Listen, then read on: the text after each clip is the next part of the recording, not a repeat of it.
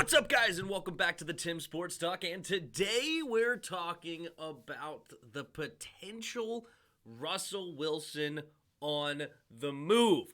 Now, if you hadn't heard, Kevin Sheehan, a local DC radio host, who said he talked to people from Vegas where the Pro Bowl was held, and it is rumored, and he said he felt confident in saying this, that Russell Wilson would not be opposed to a trade to the Washington Commanders. Now, there's things to look at for this trade if it were to go through, right? So let's just take a look at the first and foremost. Should Washington be interested in trading for Russell Wilson? Now, as a player, absolutely. Okay, absolutely they should be interested in trading. This guy is a top 5 quarterback in the league. If you want to say top 6, top 7, fine. I think he's probably a top 5. This dude is awesome. Even in a down year, he threw 25 touchdowns and 6 interceptions. I don't know when's the last time Washington had a quarterback like that. I think Kirk Cousins had 29 touchdowns, but I think he threw twice as many interceptions, like 12 or 13 picks. So a 25-6 touchdown to interception ratio, yes, please. Now, of course, other years he had 2 years ago, he had 40 touchdowns with 13 picks, 31 touchdowns a couple years ago. Yeah, this guy is a legit quarterback in the league. Now, the one thing that was concerning this year is he didn't have very many rushing yards, which is usually something that he is really, really good at. You can see 2 years ago he had 500, another one he had 300, another 300, almost 600. Last year he had less than 200 rushing yards. So is that a concern that Washington should be a little bit, maybe getting older, a little less mobile? I don't think it's that big of a deal because he is still a smart quarterback and has a talented arm. Not Pat Mahomes or Josh Allen, but has plenty good of an arm to be able to continue to get better as he ages. He's 33 years old, and this would be probably the best offensive line he's played behind since he's been in Seattle if he were to come to Washington. They were 6th ranked according to PFF. They're extremely well coached by John Matsko. So he's taken a lot of sacks throughout his career, but I think those numbers would go down a bit if he came to Washington. So that's the first thing. As a player, no brainer. Of course you want to get a guy like Russell. Oh, and also as a leader, as a guy that's a good human being, a leader. He has the Man of the Year award for his team. I don't think he won it for the league, but still, he's the guy that his team selected to move on to potentially be the Man of the Year of the entire league. This is where it gets complicated, okay? So Russell Wilson right now is scheduled to be a $37 million cap hit. The number one, obviously, cap hit for the Seahawks. Now, I'm not an expert on cap by any stretch of the imagination, but what I've read and what my understanding has come to be, when you have a dead cap number, even if you trade that player away, the team that is trading that player away must pay that number. So you can eliminate $11 million from his contract over the next 2 years. So you can get that $37 million down a little bit. And then the year after that, he's a $40 million cap hit. Those are somewhat significant cap hits, right? And a lot of people may say, oh, the cap's a myth. Oh, you don't have to worry about the cap space. Look at the Saints. Just pay whoever. The point is of why I am concerned of having a cap hit is because I want to win a Super Bowl, right? And no team has ever won a Super Bowl with a quarterback being over 13.5% of their cap. You have to have a complete team to win a Super Bowl. Now, so at a $37 million cap hit, if he were to come into that, that's around like 17-18% of your cap. That's going to be a really tight cap restraint on your team.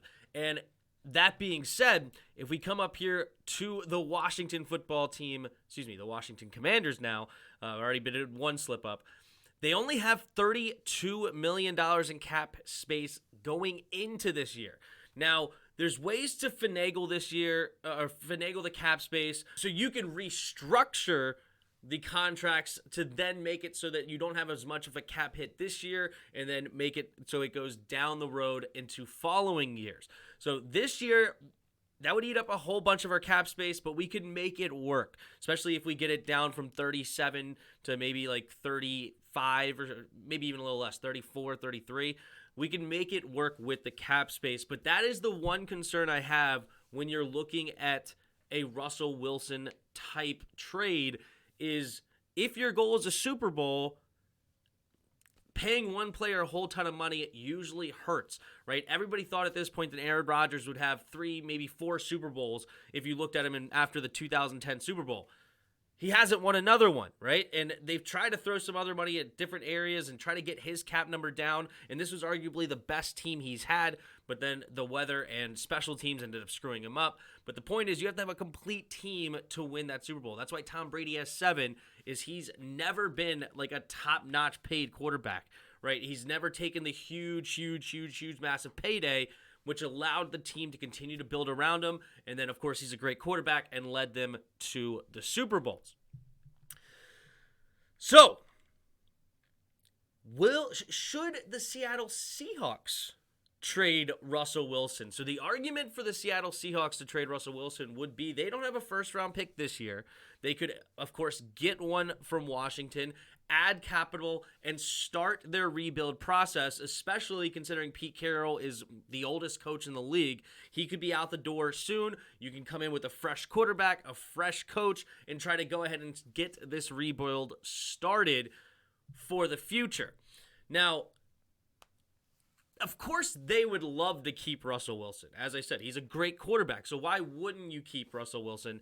It's just a matter of it's a matter of what do you want? Do you want to continue to try to build around Russell Wilson, which you haven't done a good job doing? You haven't been very good for a while now. That, yeah, you get double-digit wins because he's so good, but you haven't been able to exceed or excel in the playoffs in quite some time because the O-line sucks. The defense has been dwindling ever since the Legion of Boom. It's been a very tough road for the Seahawks, and it's just gotten worse and worse. And this year, they finally went below 500. Even though Russell Wilson played 14 games, they were still losing games. And I think Geno Smith won a game, if I remember correctly. So they even won a game without Russell Wilson.